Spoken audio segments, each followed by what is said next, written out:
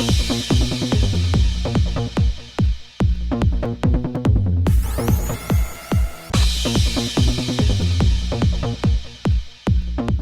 बहुत वक्त के लिए एक अच्छा स्क्रिप्ट ढूंढ रही थी, एक शॉर्ट फिल्म के लिए। एक अच्छी कहानी, एक सेंसिटिव, एक डीप कहानी, एक छोटे से वक्त में बताना 30 मिनट्स के वक्त में बहुत मुश्किल होता है। फीचर फिल्म 2 घंटे की, great, you have more time, आप ज़्यादा शूट कर सकते हैं, ज़्यादा फुटेज में आप ज़्यादा समझा सकते हैं ऑडियंसेस को। लेकिन एक कम वक्त में एक शॉर्ट फिल्म में इतना डीप सब्जेक्ट फिट इन करना मुश्किल काम था। और जब मुझे ये स्क्रिप्ट मिला तो मुझे बहुत पसंद आया, क्योंकि मैंने एक न्यूज़पेपर आर्टिकल पढ़ा हुआ था जिसका टाइटल था काशी करवट, द फाइनल हॉल्ट। जो काशी में जो लास्ट करवट होता है मरने के पहले, जो काफ़ी लोग काशी चले जाते हैं मोक्ष पाने के लिए, उसके ऊपर आर्टिकल था, द फाइनल हॉल्ट। एक मुक्ति धाम करके जगह है काशी में, इनफैक्ट वो रियली है। और मुक्ति धाम में जो लोग चेक इन होते हैं या जो रहने जाते हैं, उन्हें कहा जाता है कि 30 दिन में अगर आप मोक्ष नहीं लिए तो आपको फिर चेकआउट करना पड़ेगा, आपको कहा जाता है कि प्लीज़ लीव। तो इस फिल्म में भी मेरे जो प्रोटैगनिस्ट हैं ये मुक्ति धाम में जाते हैं रहने के लिए, और वहाँ पे क्या होता है वाराणसी में, in short that is the story. तो ये जो आर्टिकल था टाइम्स ऑफ इंडिया में, काशी करवट द फाइनल हॉल्ट, ये मैंने पढ़ा हुआ था। तो स्क्रिप्ट जब मैंने सुना तो इट ऑल मेड सेंस, और मुझे लगा कि it's a fantastic script to make a short film on. बचपन से मैं कैमरा के साथ मेरा एक बहुत अच्छा नाता रहा है। You can say it's been a love affair since my childhood with the camera.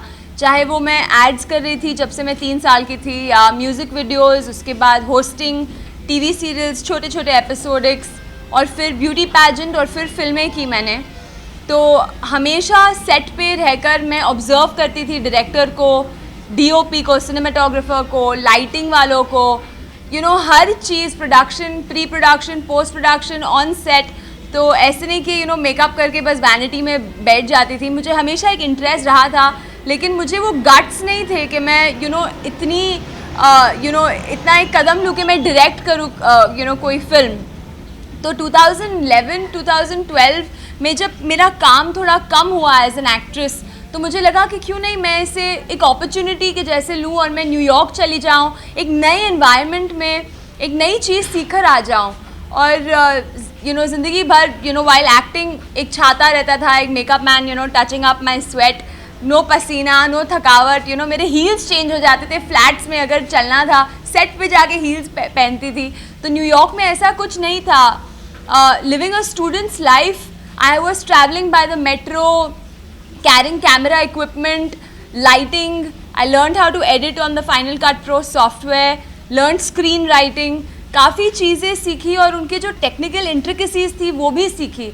तो वो मुझे काम आ गया जब जब मैं ये फिल्म बना रही थी। I don't think I would have the confidence just being on set and observing the directors.